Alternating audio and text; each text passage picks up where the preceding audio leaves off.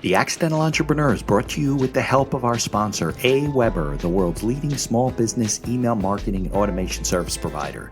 Since 1998, AWeber has helped more than 1 million small businesses and entrepreneurs through its suite of web-based email marketing, automation tools, and education. AWeber, the best option when it comes to marketing your business. The podcast is also brought to you by the Alternative Board. Since 1989, the Alternative Board, or TAB, has been one of the leading peer advisory and business coaching organizations for independent business owners and CEOs across the world. By facilitating peer advisory boards, private one-on-one coaching, and strategic planning services, TAB helps business owners improve their businesses in ways that change their lives. And be sure to connect with our affiliate sponsor, GSM Growth Agency. They're boosting e-commerce businesses to 6 and 7 figures in revenue and cover everything from ads and social media influencers to making your website better. GSM Growth Agency focuses on taking businesses from startup success to bigger success, going above and beyond to make sure growth sticks around. They're all about cool ideas, lasting partnerships, and making your mark in the e-commerce world. And be sure to support the podcast by ordering some logo merchandise from our online store. Listen to all of our sponsors' commercials later in this episode and follow their links in the show notes to learn more about their products and services. All right, everyone. Welcome back to another episode of the podcast. I'm Mitch Beinhaker, your host, and I have Erica's going to be on talking about, well, you know, we talk about digital marketing a lot, and I don't think that we can talk enough about it because it's all about sales and business development and that kind of stuff, and people don't know how to do it. And we're going to talk about Erica's book, which has got a cool name, and book writing. I mean, everybody knows I have a book, so y'all need a book. So we'll talk about that. So let's bring Erica on in a few minutes. In a minute or two, let's get on with the show.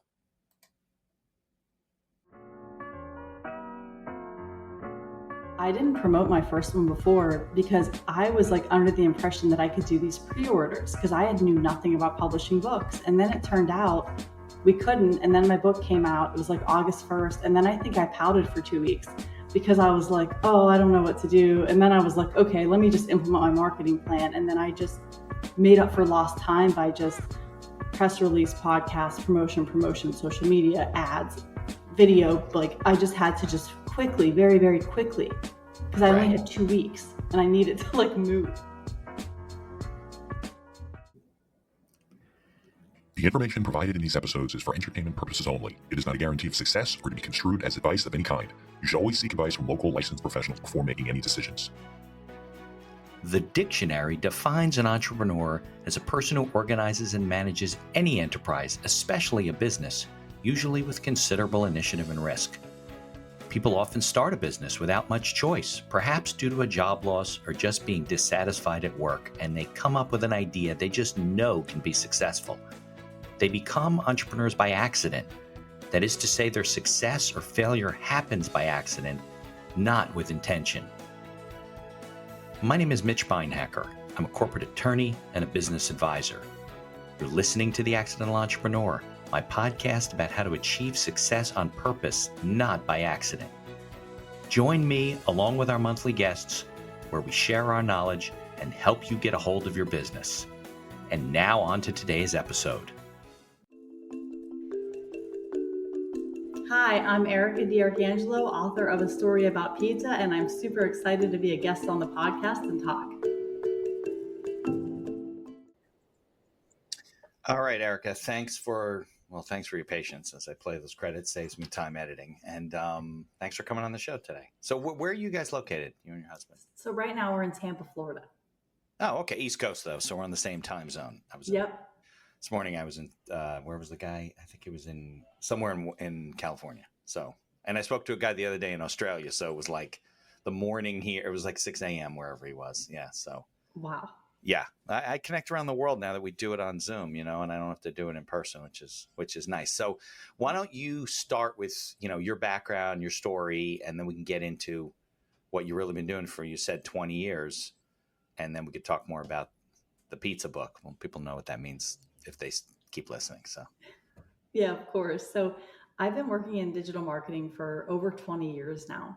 It's what I went to school for. I first started out doing healthcare marketing for private healthcare agencies around the country and really around the world. And then after that, I opened my own agency, and now I have three agencies. And it's been an interesting 20 years to say the least. Okay. So what do you mean by three agencies? Do they serve different purposes or Yeah. like, So the first agency has been in business for about 15 years. It's called Web okay, Content Development. And we do very basic marketing, websites, SEO, content creation, foundational social media management, email campaigns, just that type of thing that really helps business owners save time. okay, And then the second company is called V12 Strategies. So what that is a technology company. So it's kind of technologies to manage your marketing, to put automations in place for things like LinkedIn to connect with people. sure. Again, save you time and money, but it's really based on technology. Then the third company is sort of our baby, and it's called Create Want, and it is a video production company. So we essentially go all over the world and we'll, video for a couple days straight. We'll do some B-roll, we'll do interviews, and we create corporate videos, and we Oh, create really? enough social media videos to maybe last a year in some cases. So a lot of it's like drone work and like Yeah. on-site stuff, and you're really doing serious stuff. Yeah, really cool drone stuff, like Yeah. a lot of fun. Like we just did one for Ritz-Carlton in Cancun, and it was Oh, like out on wow. the boat with Yeah. the drone. Super cool. Just it's a really, really creative, fun company. Nice, nice. So tell me about your background though. So because, you don't just wake up one day and say, I think I'll do digital, maybe you do. I think I'll do digital marketing, but where did you learn all that stuff? Because I always find it for the average business owner to be really still to this day difficult to really understand and get without help. So where was your background come from? So funny enough, I finished college, and I think like anyone else, I was like, okay, I'm going to get a job in the marketing industry, and I started working for private healthcare marketing. And Okay. it was a newer company, but they had 30 locations. They were in a bunch of different countries, and I think they scaled up to about 100 locations in 30 countries after a few years went by. And I really learned from like the ground up. Like the day that I started, it was like, okay, first thing to do was media. So at that time, we didn't really have the internet as much. Yeah. So it was like we had a commercial that was produced, and so it was calling TV stations, and this was a nonprofit, and getting them to air this public service announcement. And it was just forming relationships, going and meeting with people at different places in the country for TV stations, and Yeah. being on radio shows, and just all of that. I call it PR. Yeah. It was a PR job. And so Right. I did that for like, a couple years, and all of a sudden the internet became popular. So I learned how to HTML code websites.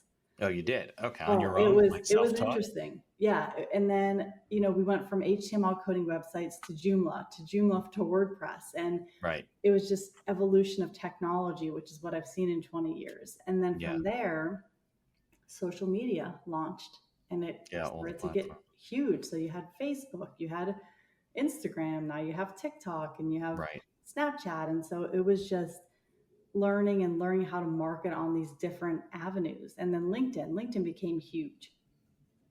So And was it a so lot of it self-taught though? I a mean, lot of because it, you weren't a programmer from college or anything, right? So no, you just learned it on the fly. I had to learn it because I was the head of marketing, and, we had quotas, and it ended up being a really big company. And it was like, my job was whatever the next thing was to learn how to do it, and not just learn how to do it, but learn how to do it and get a result.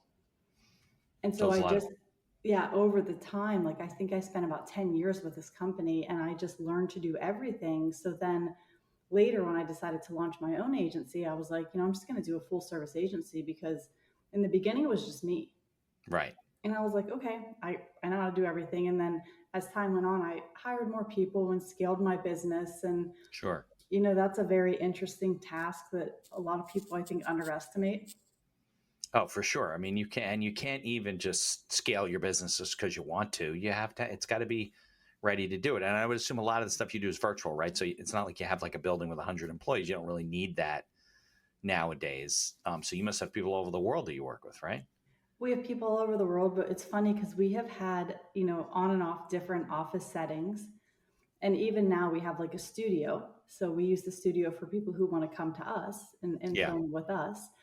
And so we have done it both ways. But the thing that I love is just the flexibility of like, okay, how do I want to bring this on? I have a team right now of about 30 people. Okay. And, But they're not some of all my, like in Tampa with you. I have a couple key people with me. Okay. But most of my people are just all over the country and even all over the world. Right. Sure. I mean, if they Yeah. have an internet connection and a computer and they can work with you that way. So what would you say? So you worked with this company for, a good 10 years. What would you say when you came out in the world that you felt that a lot of small business owners were doing wrong, didn't get? Like some of the common things that you saw? So the key thing going from working for someone to working for myself was Yeah. the estimation of effort Okay. of like, what is it going to take? Like, when you work for someone else, you just get your paycheck. Of course. You finish You it the day don't, and you go home. It's no big deal. yeah, you finish the day, you go home. You don't really think about all the rest of it. So Right. going into my own company, it was like, okay, now I'm the one who has to solve a problem when a client's unhappy. Like, this is Right. ultimately on me. No matter if anyone in my company made the mistake, it's on me. Yeah. And then what does it really take to ad budget? Before it would just like, I would just submit my ad budget for the quarter. This is what I need. Right. Well, now I'm having to scale and I'm having to monetize to a point where I profit enough that I can have my ad budget. And my ad budget needs to produce enough so that I can get enough revenue to increase. And so Right. doing that, there's a business side that I For think sure. many entrepreneurs like, they're like, okay, I want to do this. Like, my family, they have a pizza place. I want to make pizza, Yeah. but not necessarily how do you run the business aspect of marketing company, pizza place, whatever you're doing. Right. I think small business owners, I don't know if they really have a budget. They are like, well, how much is going to cost us to do this? Then they got to figure out how to pay for it, how to Yeah. justify it, where the money's coming from, So when it comes to marketing, though, when it comes to digital marketing, right? I assume you bring on clients and they're doing something, right? Before they met you, unless they're really a total startup. Mm-hmm. What are the kind of things you're doing there you see that they're doing wrong from a marketing standpoint when you take over the account? Well, I've had a couple, like I have a client on LinkedIn. He's been a client for, 6, 7 years now, but he saw a video that I did on reputation management and reached out to me. And at the time he wasn't doing anything. Like, Nothing. he had an old HTML website from like 1993 and there was no, so we basically put him on the map digitally. We did the website, we did the SEO, we did the content, we did the social media. And Right. we had some weeks where we did lead generation. We'd bring in 150 leads, 160 leads, and he was a Really? staffing company. Yeah. Right. To the point where he was kind of like, please turn it down. It's too much. Yeah, I can't keep up with the volume, right? It became that really, like by I think the third or fourth year, it was like, please, we can't take anymore. So Right. we did that. And I mean, a lot of companies, they'll come to us. Like, unfortunately, we have some that have been ripped off by marketing companies. Of course. They've paid Because they money. didn't know what was right or wrong. And, Yeah. But that client sounds like an ideal client, right? Because you come in and he's almost like a clean slate and you can build it yourself and build the social media platforms. But is it harder when you come in and these people are doing things that maybe, like you said, they thought were right, and and you're like, this is all wrong? Do you have to start over? Can you fix the website? Do you have to start from scratch? I mean, what are the kind of things you have to focus on? I had to talk with somebody recently about SEO and how, I mean, that's an art in and of itself, and having content and constantly. And then like this guy had a website from 1993. He might as well not have a website. I mean, you're so irrelevant, right? Nobody even notices that you're there. So yeah. Mhm. So what are the kind of things that you have to fix that you see people trying to do, or their marketers trying to do, that they were doing wrong? I mean, I've seen anything and everything from broken websites to broken links on websites to SEO that was just not done at all or done wrong to backlinks that were just spammy and purchased to like, I mean, you name it. And it Yeah. has been, it's one thing like, you get a new client, that's a pretty A to B. Like certain industries, you can get a result. If I know I can't get a result for you in your industry, I'm probably not going to take you on.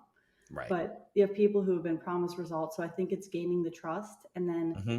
cleaning up what's broken. Like, we had one person who had, I think 20 to 30,000 visitors a month on the website, had a company rebuild the website. They didn't include like any of the blogs, which was like 3,000 pieces. So It's all their then content. they Yeah. lost all their content, they lost all their traffic. So it was Yeah. putting those back up, finding the right URLs. It's like it's almost just doing a deep clean, making sure things are done right, because like there's a technology to it, just like anything else. Right. And there are ways that you do it to get a result, and you'd be surprised of just the funny and interesting and different things that I've seen of just the way things are done, where I'm like, why was this done this way? Like, it doesn't make sense. Yeah, it just doesn't make sense. And then I guess it's kind of like you can't just set it up and kind of forget about it, because things change in the background you don't even realize. Yeah, and I mean, what my husband and I tell people a lot, because we work together, is like it's like a diet or your house. It'd be like if you put a website up and then it'd be like you putting a house up and never cleaning it. Yeah, It that's a good requires example.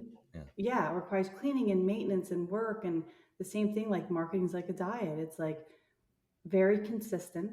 Right. You have to do it every day. You have to exercise. It's almost like a checklist. And I think that's what is missed a lot of the time, is like you can't necessarily just I'm just going to hit play on the ads and just make $1 million. Right. That's No. like, I always have the example, and I've seen it a bunch of times, of like the person, they think that the level to success is just a straight line. It's like them to success, but it's really this like up and down windy road with all these things that you don't expect. And that's what it is with your marketing. Yeah. I think you just got to put out content, good content, relevant content, but regular. Like you said, that's why it's hard to do it on your own. Like if you're going to do it and not use a professional like yourself, it's hard. I mean, it's hard to run your business and do that at the same time. I have people that help me, and I have stuff that's automated. And I mean, as a lawyer, I kind of like can't just say, "Oh, Erica, you write the articles." Like you're not a lawyer, so I kind No. of have to create them, and I have to make sure they're right, and then put them in a folder, and then whatever. And then I don't do the posting, whatever. But I learned like a long time ago with the podcast that somebody told me that if you want to be relevant, you just got to keep like doing stuff. Like don't say 10 episodes in, nothing's come of this. Like it took me 50, 70, 80 episodes, before I would hear feedback. And now, like how I connected with you, I connect with guests. I don't look for guests anymore. Like they find me, Bookers and all these Podmatch and all those types of different websites.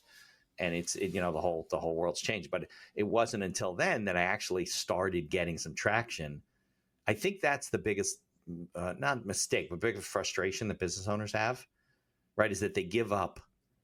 Oh, I posted on LinkedIn, and Mm-hmm. nothing happened. I go once, like that, like you do 10 times and maybe nothing's going to happen to be, Yeah. to be relevant in terms of, having a voice Yeah. online. So I think that people just, they just give up. They, like you said, they think it's straight line to success. And if it didn't happen that way, it must not work. Yeah. And like the only hack I could say, or the secret, is like think about what you think it's going to take and then just 10 times it. Yeah. That'd be the Right. initial, and maybe even Yeah. 100.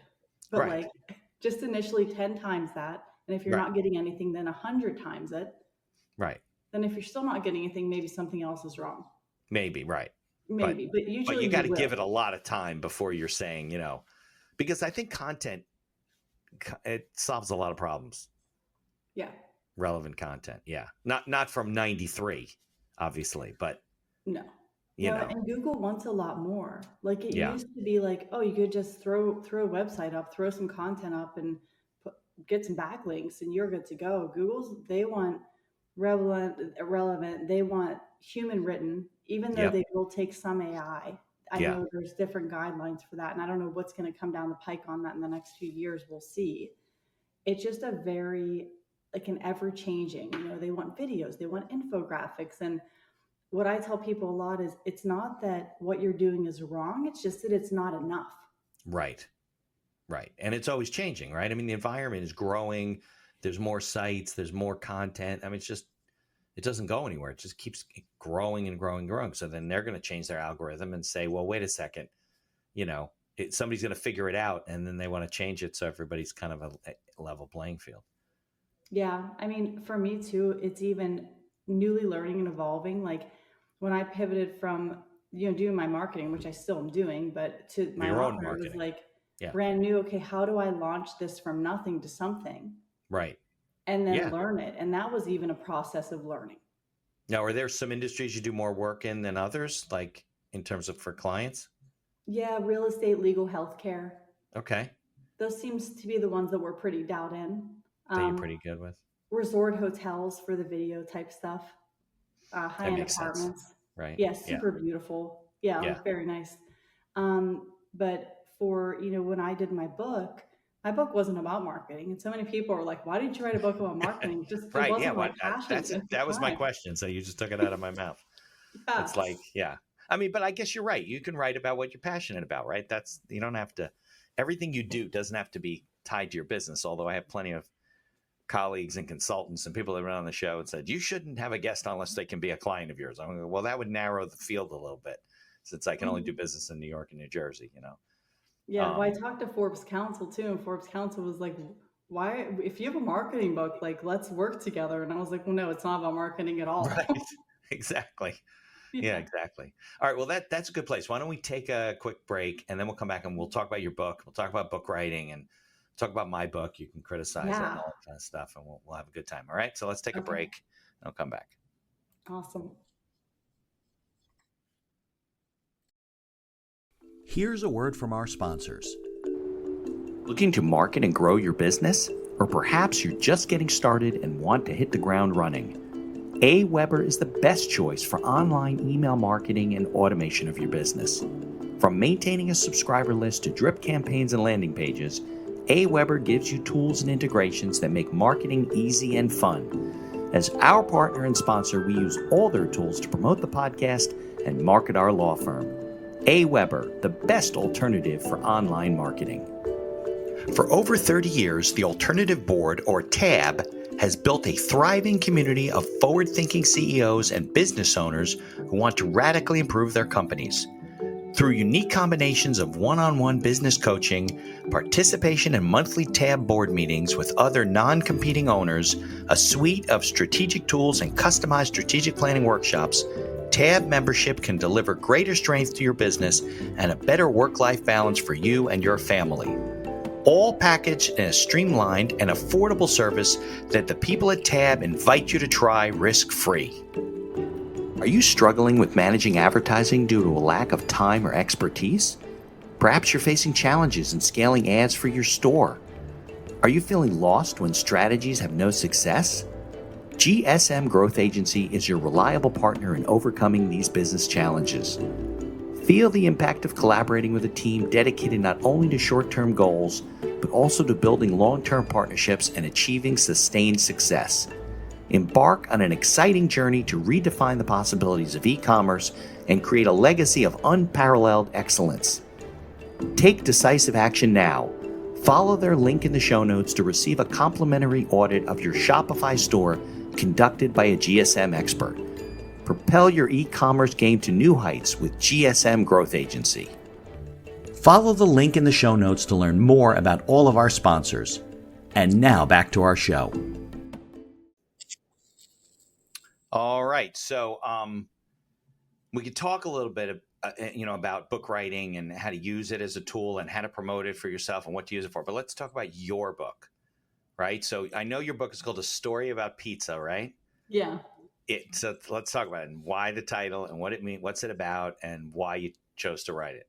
Does that make sense? Yeah, so it's an interesting story. So basically, as we talked about, I was in the marketing industry forever, and I got to the point where I was talking to so many clients who had been ripped off by marketing companies, and I got to the point where I was like, I went to my husband, who is my business partner. I said, I don't want to do this anymore. I said, I'm talking to so many people. I feel like we can't help everyone, and it's just this is so frustrating. It's making the industry look so bad, Right. and I need a break from this. Okay. I was like, I just feel burnt out. And so at the time, my dad was having heart surgery. So I was already kind of dealing with stress. And How long so ago was this? that's just probably about 4 years ago or so. 4 years. Okay. Yeah, maybe 4.5. Okay. So my family, when my dad had the surgery, we were in Tampa. We decided to go to Western PA for the year. Okay. Help my parents. And, we could run what we had there. My husband was still going to do his thing. And I was still going to obviously keep the clients that I had, but I was just like, I need to take a step back. I want to help my parents. Western PA is like Pittsburgh area. Yeah. Got Yep. it. Okay. Pittsburgh. So we relocated, my husband, daughter, and I went there. My dad had just finished surgery and he was struggling. And I noticed that right away. And I thought, you know what? He needs to get out of the house. Yeah. So I was like, hey, Dad, we've had this family pizzeria in our family since 1960. I said, why don't you and I go to the pizza shop? Let's, spend some time together. You can go and do some stuff there, and I'll film some content for you, and I'll help you with some marketing. And he was so grumpy. It was after surgery, and he was like, I don't believe in marketing. I said, well, I don't really believe in marketing right now either. So That was good timing. It's You had good open timing. heart surgery? That was a surgery he had? Yeah, he got a valve replacement in his heart. Okay. Yeah, he had a So could he leaky even valve. eat pizza at that point? He probably wasn't supposed to eat pizza. I mean, it was a little while after, but he was barely eating. Like he was just recovering. So, Yeah. Okay. We had the drive. It was probably about a 15-minute drive from their house, maybe 20 minutes. And we go in the car and we go there. And I saw this very interesting change in my father. And he went from I think being very scared and having a very hard time to having a purpose. And Okay. he started talking to the customers. And when we drove there and back, he would tell me stories about how my grandfather immigrated from Abruzzo and how he opened the pizza shop and he was a coal miner and didn't have anything in the Italian heritage. And we would leave and he would be excited because of who came in. He would tell me who they were related to and the backstories. And I just became really inspired of I want to write this book. And Okay. I was filming content there and I was looking at all the relics and I just went ahead and I decided to, interviewed family and did some research and wrote the book. I think it took me a year and a half. Okay. And then I just sort of let it sit for 4 months because I literally didn't know what to do with it. I'd never written a book. So I was like, You okay. had a transcript and it didn't become a book yet? No, it was finished. It was just sitting. Okay. And then I thought, okay, I've been doing marketing 20 years. Why don't I just take what I know and just, publish the book? Yeah, so you can self-publish it. You know how to promote it, right? Yeah. And so that's what happened. And funny enough, it ended up becoming a bestseller on Amazon and the Italian history category. And it did really well. And we put all these things together, through our marketing companies, through, video book trailer and social media ads and going on podcasts like yours and many other, launching my own podcast. And it kind of gave me a newfound purpose to do marketing. Okay. So yeah, and it was a very good experience, so good to the point that, I published the first book and then decided to publish a 12-book children's series. Okay. About pizza also? It's about pizza and Italian culture. Okay. The first one's Pietro's Pizza. It was out on February 9th. Okay. And then I have the rest of them. One of them is actually just got illustrated, so I have to go through it this weekend. Okay. And then I have my second novel about Italian Christmases that I'm working on right now. Nice. So it's all with your heritage and your ethnic background. Yeah. Nice. So the children's book is a 12-book series, but you've only published one and you're illustrating the second one? Is that what you said? Yeah. We have the first one's Pietro's Pizza. The second one's about pizza toppings, teaches kids about different pizza toppings. And then the third one is about Italian Christmases, but it's for kids. Okay, got it. And then you're going to come out with one not necessarily every month, but over a period of time till you get to 12. That's the whole 3 to slate. 4 a year. Okay. And are you working with a publisher now or no, you're still self-publishing it and doing your own promotion? And So I'm in talks with several agents right now. Okay. Because I have the books, I have the book series, and now I have the podcast. So, and I have a lot more than what I had when I started. Right. There's more intellectual property now. Yeah, there's a lot more moving parts to this. And, YouTube's been amazing. The podcast, it's just newly launched. I think I've filmed 10 episodes so far, but it's going pretty good. And I'm getting a lot of traction on it. Now, it does help that I built a viral YouTube page for my dad's restaurant. So we have I think 300,000 followers. And we have nice. Does your dad have a different opinion now about marketing? Oh, he's putting me down as a reference. That's funny. Well, look, you caught him at the right time, and what's he going to do? And you said, well, I'm going to do this. Mm-hmm. Yeah, that's cool. It's not an end, but it's a great story because it shows that, there's a generation gap there, right? Definitely. Yeah. My father the same way, but, before he passed, he was, he just grew up in a world that he was in insurance sales and things like that. It was all door to door, one to one, prospecting. There was no marketing. He wasn't on social media. He didn't do any of that stuff. Yeah. Most of my business comes through. It's certainly networking and marketing and stuff like that. Attorneys in New Jersey, at least, can't really just like approach you and say, Erica, you need a lawyer?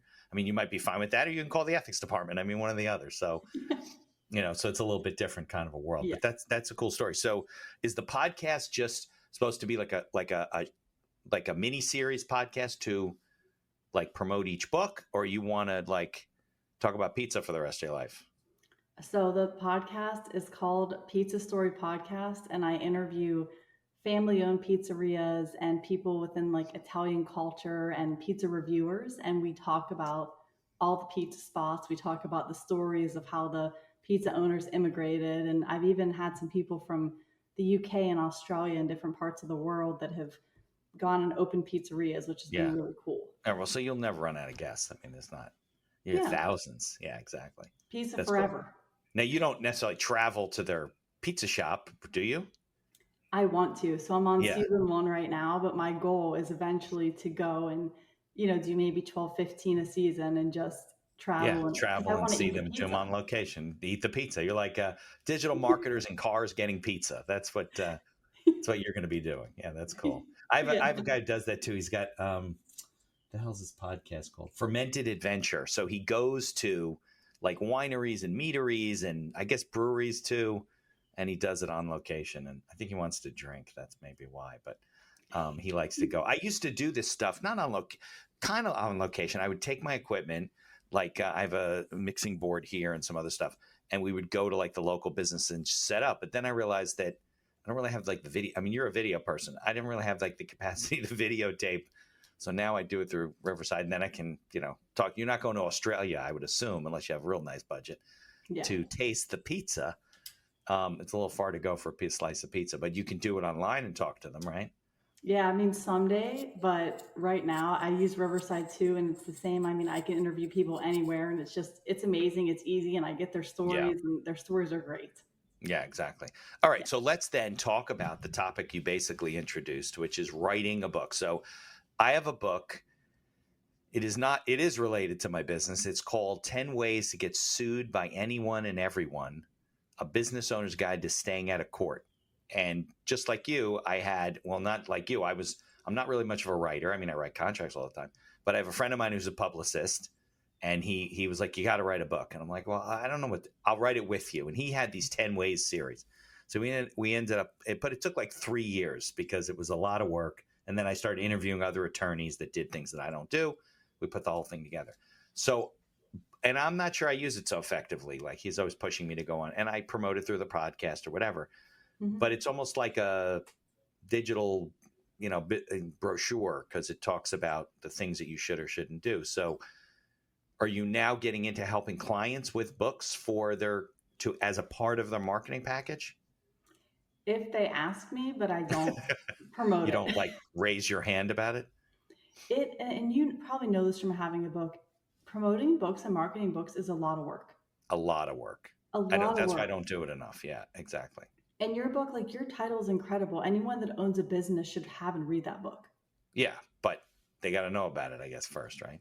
They have to know about it. And the funny thing is like, you don't know who buys your book. No.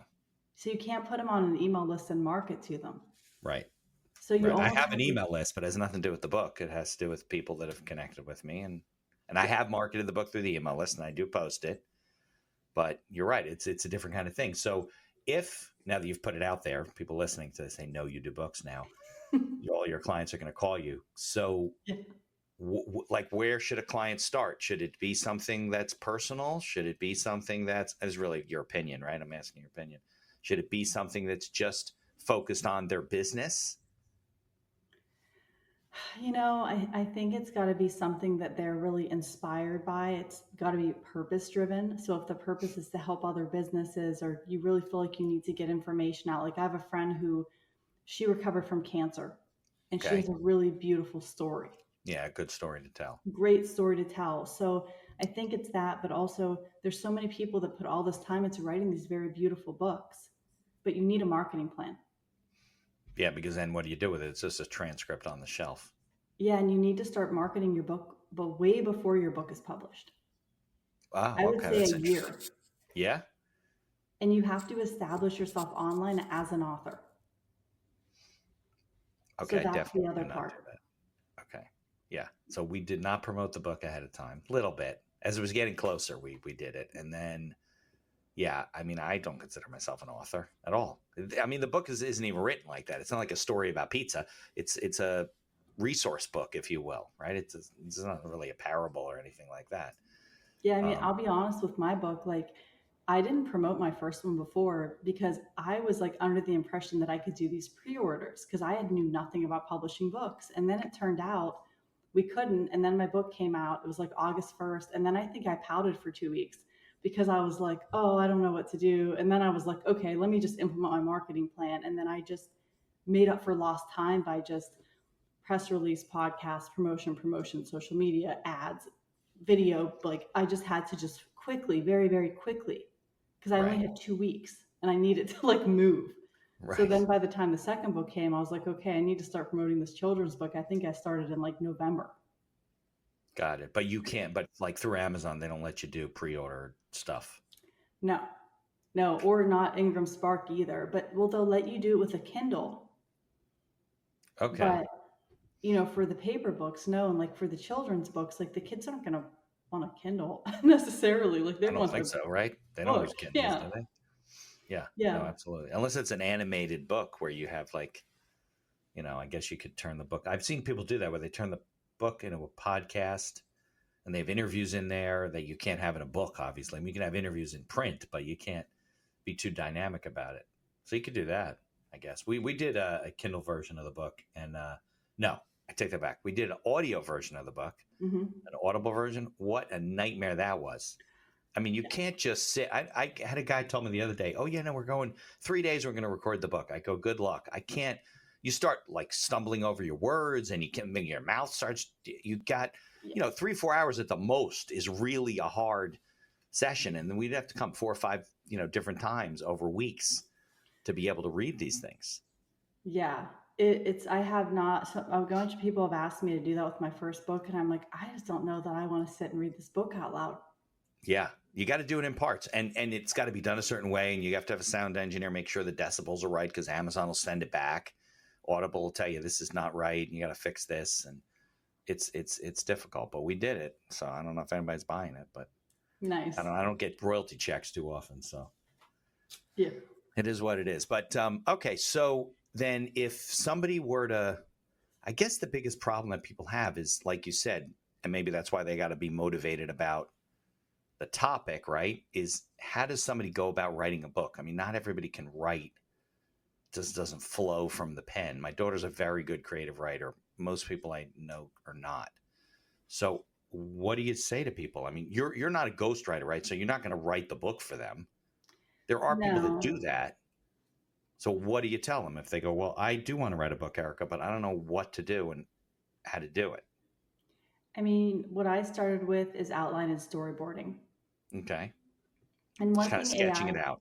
sketching out, one thing AI is really good for is providing you with guides and, Hmm. hey, here's how you do a storyboard. And like with my new book, I have every single chapter outlined and storyboarded and who the characters are and what the chapter's about. And it's become much easier in my second version because the first one I just from inspiration was just writing. But I worked in the marketing industry for 20 years. I'm a writer by trade. Like I Yeah. went to school for it. So I had that. But if you don't, the outlining and the storyboarding and then writing it, I think, and then going through and like really putting in a lot of detail, like you're telling it to someone for the very first time. And it's going to take time. It's Yeah. not, you can't just sit a day and just, Well, you said you did it in a year and a half. I don't know how you did that. I had COVID. So Oh, that I helps. I had to stay home for some Yeah. time, a few weeks, and I have a lot of energy and I get bored. So Even with COVID, you had energy? I was just writing. Yeah. Yeah. For most people, it's not. I mean, I couldn't, I would write for a while, but then I also have to make a living. I got to run the practice. So, Yeah. yeah, I would put it down, or I would just like wouldn't even know what else to say. It was writer's block. So then you go back to it. But yeah, he's like, let's write another book. I'm like, write another book? No way. Like, I might do another version, like update the book, but I don't know about, doing the book. But Yeah. I put hats off to people that really, they're on their third or fourth book. But you're right. It is a form of marketing. I mean, yeah, I can't do it. So how do people kind of connect with you and, work with you if they want to, or learn from you, or where are you doing most of your postings and stuff? I mean, a storyaboutpizza.com. Okay. Oh, that's a good website. Easy. That was available. Yeah. Just search for Story About Pizza. Create1.com, but really Story About Pizza is has all the podcasts. That's where you can get a hold of me the easiest. There's stuff going up there every day. And the podcast, I assume, is on Spotify. Well, Let's see. I'll just check. Let me follow you right now. Let's find you. You're this. I didn't even know when we talked that there was a podcast. So it's a story about pizza. Mm-hmm. And it's a pizza story. It's Pizza Story Podcast. That's what it's called. Oh, it's called Pizza Story Podcast. Okay, mm-hmm. That's a better name. Pizza. Did you trademark the name? I did not, and I probably should. So maybe you and I should talk. Here we go. Oh, by Erica. Here we go. Pizza. I don't do that kind of work. Pizza Story Podcast. Let's see. Yeah. 10 episodes, just like you said. Yep. And last one was with Eddie's Pizza. Oh, he's such a good guest. Okay, I'll have to listen to that one then. Where's his pizza place? So here's the funny thing about this guest. So he has over 300,000 followers on LinkedIn. Okay. He's a guy who bought the Pizza Bible. It's a book, and he basically started going through. It's by Tony Gemignani, who's very famous in the pizza industry. Okay. And he started baking all the recipes, and then it's a cookbook for pizza. Yeah, and then he went to the Pizza Expo, and he ended up winning all these awards, and he just became famous in the pizza industry. Yeah, and he's amazing. He's really cool, down to earth, and just an awesome guest. Where's he located? Pittsburgh. Oh, so that's how you found him, because that's your old stomping grounds? Well, I have my daughter who helps me. She's my marketing assistant, and she goes and she vets all the pizzerias, and then she reaches out to get guests for it. So we found him through there, and he was like, yeah, come on. And we were like, great. Nice. All right. I'll definitely listen to that one first. It's on Spotify, but it's also on YouTube, video. Apple Podcasts. Got it. But it's a video podcast. Yeah. Right? Because Spotify, you can do video now too. Mm-hmm. All right. Very nice. Very nice. All right. See, my biggest problem, and I'll a little confession, is that I can't eat cheese. I can't digest cheese unless it's fat free or fake, or it's fake, like vegan cheese or whatever. So so my wife, who's half Italian, right? And I grew up in a town that was probably 90% Italians, pizza places everywhere. You can't even imagine how many pizza places were in my small town, little town. Couldn't eat the pizza. When I was young, I could eat the pizza, but as I got older, I guess the stress of law school and college, whatever, just killed me. So yeah, so I don't enjoy pizza, but I mean, I love pizza when I can eat it. But so if you ever find really good pizza places that have cheese that's either fat free or vegan cheese, let me know. There's a place in Baltimore, I think it was Baltimore we were in, called Joe's Square or something like that. They make square pizza on these racks, really thin. They can do vegan cheese. We were there once. I think it was Baltimore. It was somewhere in the DC area, Baltimore, something like that. Yeah. Okay. My family's pizzeria, they do 2 pizzas that don't have cheese that are absolutely amazing. There you go. One's a tomato pepper and one's a tomato pie. And it's homegrown San Marzano tomatoes. They make the sauce, dough's fresh. And so sometimes I'll just go there and get those. Like a vegan pizza, basically, right? Yeah, it's amazing. Nice. All right. Well, now I'm hungry. I don't know what I'm going to do. Yeah. All right. So let's put a link in the show notes to your book. Okay. It's available on Amazon, right? Yeah. If you want, the last podcast I had on with his books, I offered to the first 5 people that contact him will get us a copy of the book. If you can get them to me at cost or something, and then we can put it out there. It's probably come out in, let's say, 2 or 3 months. And yeah. All right. All right. So let me run the closing credits, and then just stick around for a few minutes. Okay. Okay.